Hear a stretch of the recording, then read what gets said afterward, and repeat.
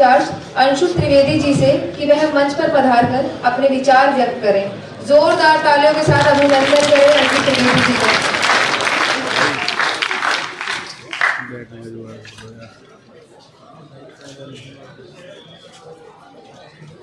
सभी साथियों को मेरा जय भीम, इनकलाब जिंदाबाद और अंबेडकर जयंती के इस मौके पर आप सबको बहुत बहुत बधाई। राजेंद्र पाल गौतम जी को मैं शुक्रिया कहना चाहूँगा।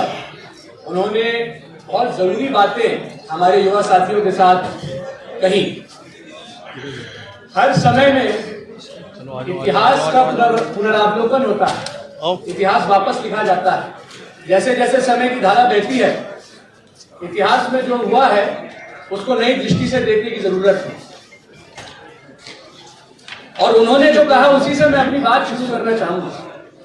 आजकल कुछ मिथक कर दिए गए हैं भारत के बारे में, राष्ट्रवाद के बारे में और बाबा साहब अम्बेडकर के बारे में।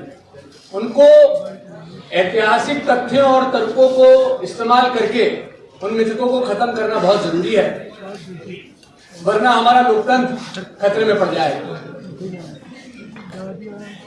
भारत के इतिहास का पिछले 200 साल का सबसे बड़ा यदि कोई सवाल था तो वो ये था कि हम जातियों के समूह से एक राष्ट्र कैसे बने। कल 13 अप्रैल का समय था, जलियांवाला बाग कांड की बरसी थी। जलियांवाला बाग में क्या हुआ? एक गोरे अंग्रेज ने भारतीय सैनिकों को ऑर्डर दिया कि भारतीयों पे गोली चलाओ, और उन्होंने उस गोरे को नहीं मारा, बिना सोचे भारतवासियों को मार दिया। क्यों? क्योंकि उस वक्त हम लोग भारतीय नहीं थे, हम लोग सिख थे, ब्राह्मण थे, दलित थे, हम जातियों में बटे थे। ये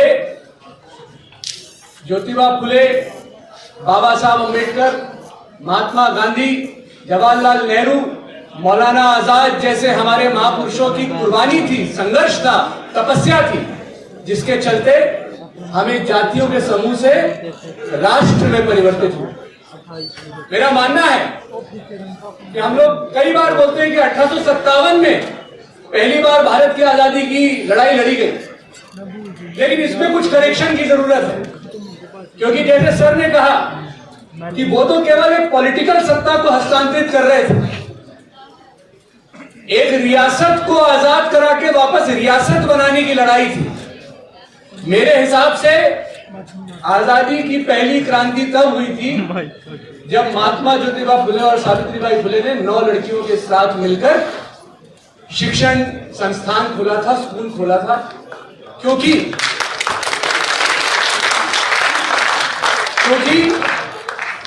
राष्ट्र होने के लिए बुनियादी जरूरत है, बुनियादी शर्त है पॉलिटिकल इक्वालिटी होना। आप दलित हो, आदिवासी हो, ब्राह्मण हो, लड़की हो, लड़का हो, तमिल हो, कश्मीरी हो, अमीर हो, गरीब हो, आपकी पॉलिटिकल वैल्यू एक होगी, आपकी पॉलिटिकल इक्वालिटी होगी। तो ये जो इतिहास लिखा जाता है कि राष्ट्रीय आंदोलन अलग था और सामाजिक न्याय का आंदोलन अलग था, मेरा मानना है कि उसको ठीक करने की जरूरत है। यदि सामाजिक न्याय का आंदोलन नहीं होता तो इस देश को आजादी नहीं मिलती, हम लोग वापस रियासत बन जाते। यदि रिफॉर्म नहीं होता तो भारत का राष्ट्र नहीं बनता, ये हमें जानने की जरूरत है। और इसीलिए बाबा साहब अम्बेडकर दलितों के नेता नहीं है, वो इस राष्ट्र के नेता हैं। और जातियों को, हजारों जातियों को एक राष्ट्र में कैसे पिरोया गया, इस संविधान के जरिए, लोकतंत्र के जरिए। साथियों, इस देश में आज से नहीं, बुद्ध के समय से 2 धाराएं चल रही हैं। उन्हीं धाराओं की स्पर्धा से हमारे राष्ट्र का भी निर्माण हुआ। भारत में 2 धाराएं, एक धारा है समरसता की, दूसरी धारा है समता की, बराबरी की, अधिकारों की। समरसता जो कि आज की रूलिंग आइडियोलॉजी है, जो आज के शासक वर्ग की आइडियोलॉजी है, वो बोलती है कि बराबरी नहीं हो लेकिन सब में समरसता हो, हार्मनी हो। अजीब बात करते हो शेर और हिरण में समरसता हो सकती है क्या? शिकारी और शिकार में समरसता हो सकती है क्या? शासक और शोषक में समरसता हो सकती है क्या? हम भी बोलते हैं कि समरसता होनी चाहिए, लेकिन समरसता की पहली शर्त समता है, और तुम्हें समता देने से गुरेज है, और यहां से हमारा विरोध चालू होता है, क्योंकि यह समता हजारों साल से संघर्ष करके, बलिदान करके, कुर्बानी देके इस संविधान के माध्यम से हमने ली है, कोई खैरात में तुमने नहीं दी। साथियों, ऐसे में समता मूलक राष्ट्रवाद का कोई जनक यदि है तो वो बाबा साहब अंबेडकर। लेकिन कई बार ऐसा होता है कि द्वैत पैदा किए जाते हैं राजनीतिक कारणों से।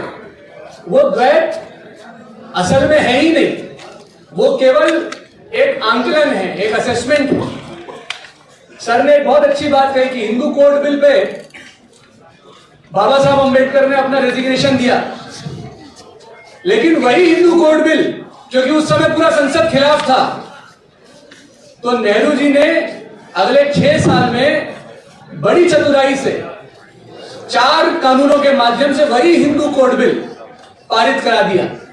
फर्क बस ये था कि मनुवाद और पितृसत्ता के राक्षस को बाबा साहब तलवार से मारना चाहते थे, नेहरू जी ने उसकी सर्जरी कर दी और उसको खत्म कर दिया। हम लोग का ध्येय एक है, हम लोग की विचारधारा एक है। हम लोगों को जो अलग किया गया है, नेहरू, गांधी और अंबेडकर को जो अलग किया गया है, उसकी बहुत बड़ी कीमत आज हमें चुकानी पड़ रही है। हालात ये हो गए हैं कि पिछले चुनाव में सत्ताधारी पक्ष के लोग कह रहे थे कि हमें 400 सीट दे दो, हम ये संविधान खत्म कर देंगे। नेहरू और अंबेडकर को लड़ा के सावरकर और गुलवर की सत्ता स्थापित की गई है।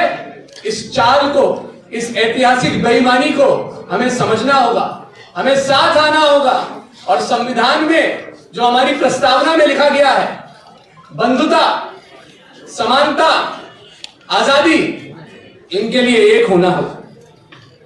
बाबा साहब इस देश के सबसे बड़े राष्ट्रवादी नेताओं में से एक है। इसीलिए कई बार लोग बोलते, भैया आप जय भीम क्यों बोलते हो? मैं जय भीम इसलिए बोलता हूं क्योंकि मैं राष्ट्रवादी हूं। मैं जय भीम इसलिए बोलता हूं क्योंकि मैं संविधान में मानता हूं। मैं जय भीम इसलिए बोलता हूं क्योंकि मैं औरत और मर्द में फर्क नहीं करता हूं। मैं जय भीम इसलिए बोलता हूं क्योंकि मैं शिक्षा को वस्तु नहीं अधिकार मानता हूं। और यदि तुम भी मानते हो तो तुम भी जय भीम बोलो, जय हिंद बोलो। जय भीम किसी जाति का नारा नहीं है, जय भीम एक मुक्ति की आगाज है, मुक्ति का नारा है। हम सबको गर्व से जय भीम बोलना चाहिए। ये हमारा नारा है, इस देश का नारा है। 2 धाराएं समरसता की, जो राष्ट्रवाद, समरसता मूलक राष्ट्रवाद जो है, वो अहंकार पे आधारित है, वो नस्लीय दंभ पे आधारित है, वो एक जाति, एक धर्म के वर्चस्व को स्थापित करने के लिए बना है। और वही बाबा साहब का राष्ट्रवाद समता मूलक राष्ट्रवाद, बंधुत्व, न्याय और आत्मसम्मान पे आधारित है। बड़े दुख के साथ कहना पड़ता है कि आज की सरकार में आत्मसम्मान का बोध नहीं है। यदि नरेंद्र मोदी जी ने सावरकर की जगह अंबेडकर की किताबें पढ़ी होती, अंबेडकर के जीवन से प्रेरणा ली होती, तो आज यूनाइटेड स्टेट्स ऑफ अमेरिका के सामने यूएस ट्रेड डील के लिए हां नहीं भरते, घुटने नहीं टेकते और इस देश में कॉलोनियलिज्म को वापस चालू नहीं करते। क्योंकि हिंदू राष्ट्र को गुलामी में भी चल सकता है। हिंदू राष्ट्र पिछले 13 साल से आप देख रहे हैं कुल जमा के क्या है कि इस देश में हिंदुओं का राज होना चाहिए, हिंदुओं का वर्चस्व होना चाहिए। वो जब शोभा यात्रा निकाले, मस्जिदों के सामने गालियां दे, पत्थर फेंके, दंगे करे, लोगों को परेशान करे, रेहड़ी पटरी वालों को परेशान करे, लोगों से उनकी जाति पूछे, धर्म पूछे, सीए एनआरसी लाके लड़ाए, चुनाव जीते, टीवी पे नफरत फैलाए। लेकिन इस देश में बहुसंख्यक आबादी को उससे क्या मिला? और ये सब तो गुलामी में भी हो सकता था। हिंदू का राज तो भारत वापस कॉलोनाइज हो जाए उसके बाद भी चल सकता है। लेकिन यही फर्क बाबा साहब ने बोला था, कभी अपने आत्मसम्मान से समझौता नहीं करना, अपने स्वाभिमान से समझौता नहीं करना। और इसीलिए आज हमें पुनः समता मूलक राष्ट्रवाद को स्थापित करना है। सावरकर से लड़के अंबेडकर के सपनों का भारत बनाना है। समरसता को हरा के समता स्थापित करनी है।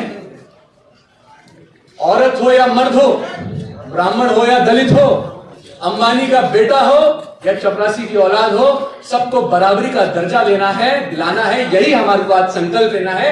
यही हमारे संविधान की भी सोच है, यही कांग्रेस पार्टी और राहुल गांधी की भी सोच है, और यही आगे जाकर एनएसयूआई को भी करना है। समता मूलक राष्ट्र निर्माण से एनएसयूआई का क्या लेना देना है भाई? शिक्षा, बराबरी पाने का, सम्मान पाने का सबसे आसान और सबसे जरूरी जरिया। तो जब आप एनएसयूआई के लिए काम करते हैं, जब आप सस्ती शिक्षा के लिए काम करते हैं, जब आप आरक्षण लागू कराने के लिए काम करते हैं, जब आप महिलाओं के लिए सैनिटरी पैड के लिए काम करते हैं, उनको अपना हिस्सा दिलाने के लिए, उनकी सिक्योरिटी सेफ्टी के लिए काम करते हैं, तो आप अंबेडकर, नेहरू और गांधी के सपनों को आगे बढ़ाते हैं, आप संविधान को आगे बढ़ाते हैं, आप समता को आगे बढ़ाते हैं। यही आपका ऐतिहासिक दायित्व है। आने वाले दिनों में जब ये यूएस ट्रेड डील हो गई है, भारत के आत्मसम्मान के साथ समझौता हो गया है, तो आप सबको एक होना है, समता का बिगुल बजाना है। धर्म, जाति और पैसे और नफरत की आड़ पे जो ये राजनीति पल रही है, उसको हराना है और करुणा, न्याय और बंधुत्व का भारत बनाना है। आज हमें यह संकल्प लेना है। अंबेडकर जी ने कहा था कि संघर्ष से मत भागो, संघर्ष के बिना कुछ नहीं मिलता। पर उन्होंने बोला, अंग्रेजी में उनकी एक बहुत बेहतरीन कहावत थी, मेरी शायद से ये फेवरेट कहावत है। इसी के साथ मैं अपनी वाणी को विराम दूंगा। That the struggle for me is not a matter of any problem, but it is a matter of joy. The struggle is a matter of joy because we don't fight for power. We fight for the reclamation of human personality. इंसान की गरिमा के लिए लड़ता हूं, इसीलिए मुझे इस संघर्ष में आनंद आता है। आप सब भी बाबा साहब के संविधान को, उनकी विचारधारा को आगे बढ़ाइए। आपकी राजनीति भी आनंद बन जाएगी, आपका संघर्ष भी आनंद बन जाएगा, और हमारी आपकी जो जीत होगी वो भी बेहतरीन होगी। यही बोल के बाबा साहब अंबेडकर को याद करके शिक्षित बनो, संगठित हो, संघर्ष करो। यही नारा बुलंद करके मैं अपनी बात खत्म करता हूं। मेरे साथ एक बार बोलिए, जय जय जय जय जय भीम, जय भीम, जय भीम, जय जय जय जय जय भीम, जय भीम, जय भीम, जय भीम, जय हिंद, इनकलाब जिंदाबाद।